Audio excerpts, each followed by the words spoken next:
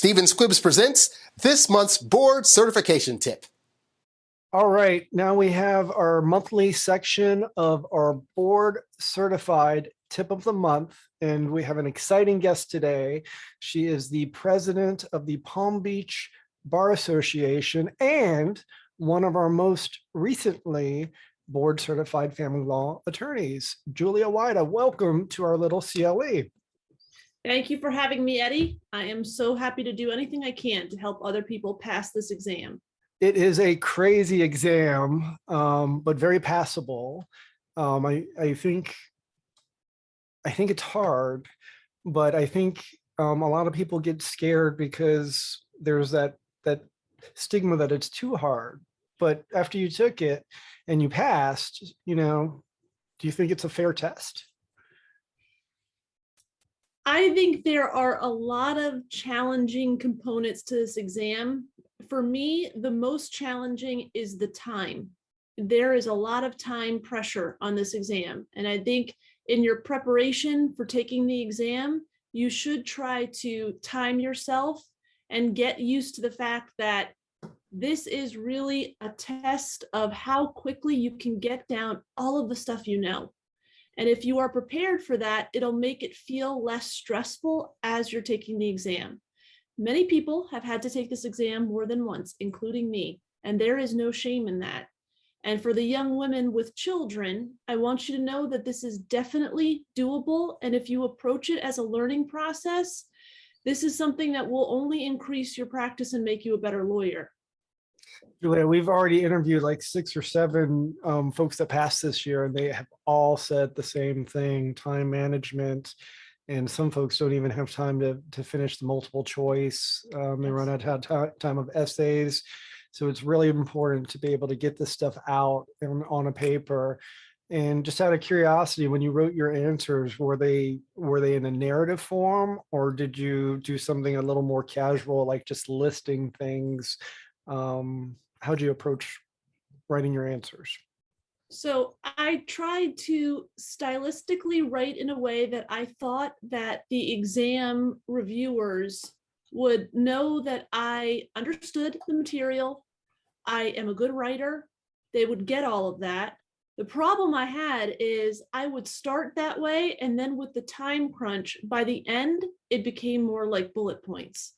But I would add in some explanation, so it wasn't just bullet points. There was something else there, some substance with it.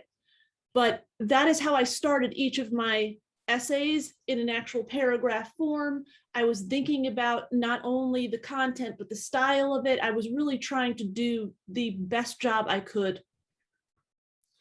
And approaching the studying of this test, and they give you the core and the subcore, and it's really everything, right?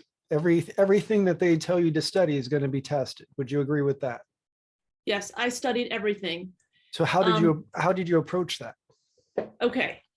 So I had watched all of your case law updates and all of your interviews with the people who had taken the exam and passed. And one of the common things I heard was, go back to what you had done during law school and undergrad.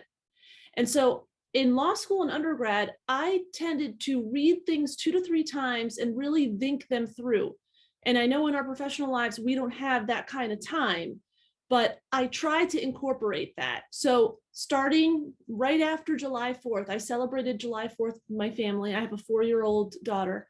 We all celebrated together. And then I started to really focus on studying. And I started with, they'll tell you 2 years of the Florida Law Weeklies. I actually did 3 years. And I very actively read all of the cases. I was highlighting, I was writing notes in the margins. I was making note cards based on the things that I was learning. I actually have like a shoebox full of note cards while I was doing that. And what I was finding as I was reading those cases is common things were coming up. There were common issues, common patterns. So I had a notebook that I would keep beside me, and I would write down all of these things. So sometimes it was a conflict in the DCAs. Sometimes it was an issue that was recurring.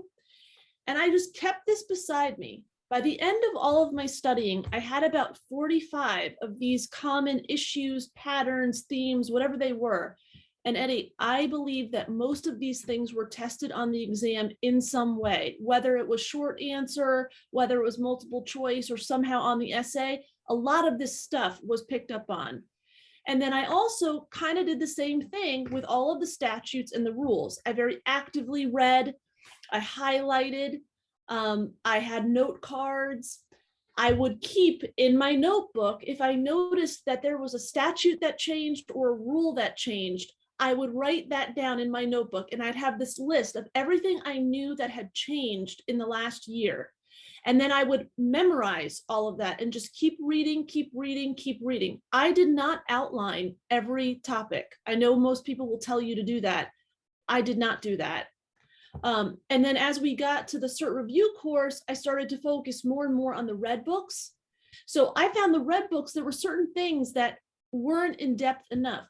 So this time around, I added a new material. I added this yellow book.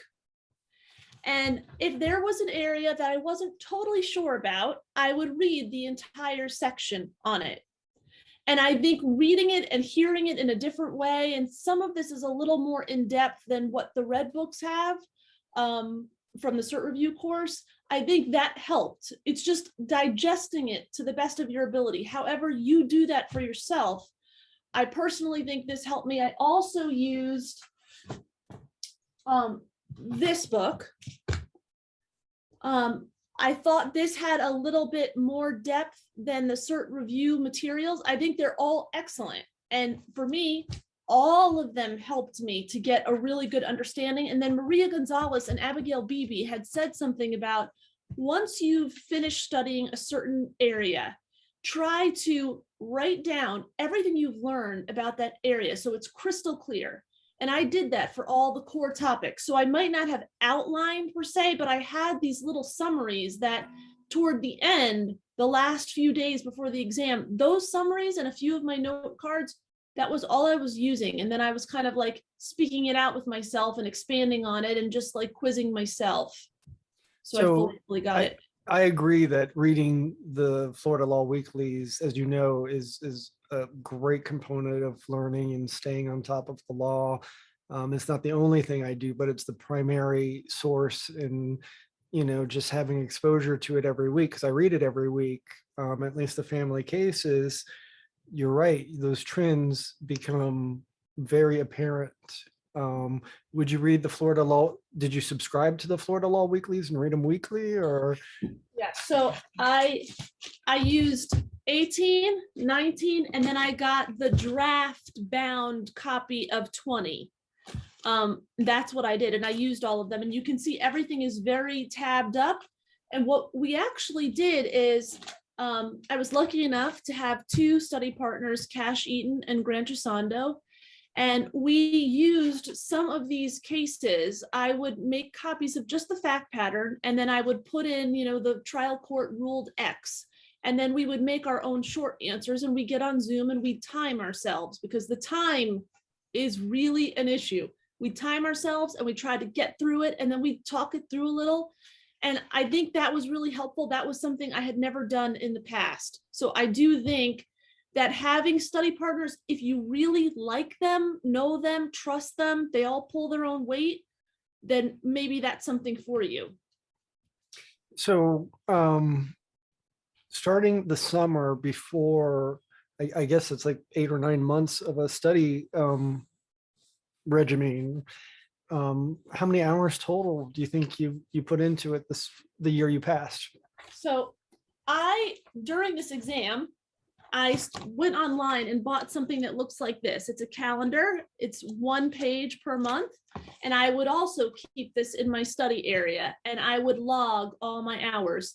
I was at around 400 hours of studying. I know that sounds ridiculous, but Grant went all in. Grant says he was at 500. So he's the furthest amount that I've gotten, and most people say it's somewhere between 100 and 400 hours, and it's to have these initials, it's it's significant. And I served, when I served on the board, the committee, and it's a bunch of humans that are not we're not professional test writers. We're just family lawyers that make up this exam. And serving on the committee, I probably learned more about family law just because it was such an intense experience.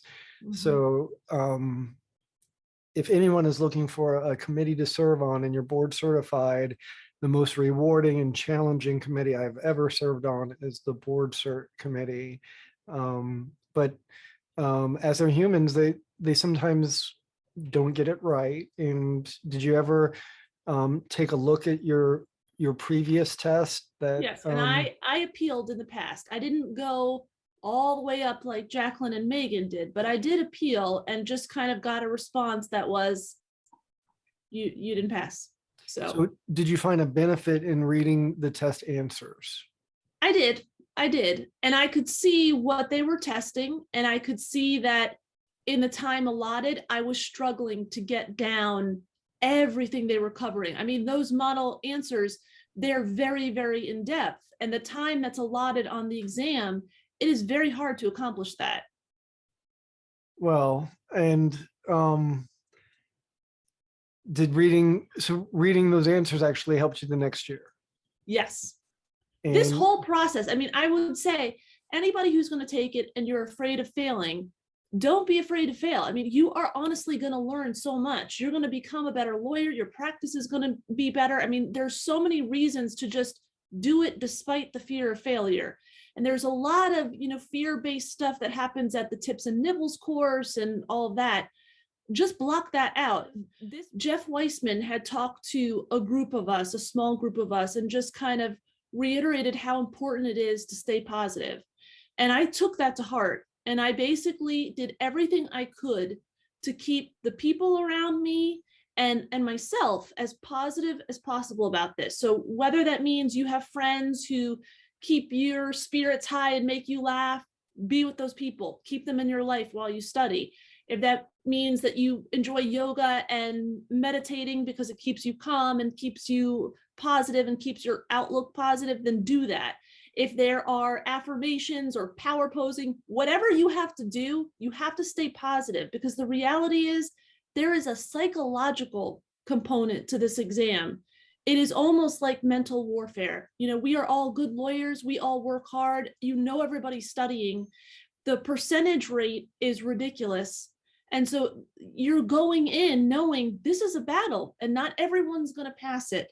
So stay positive. I really think that was another key piece of why I passed this year, because I did make that a priority after I spoke with Jeff Weissman.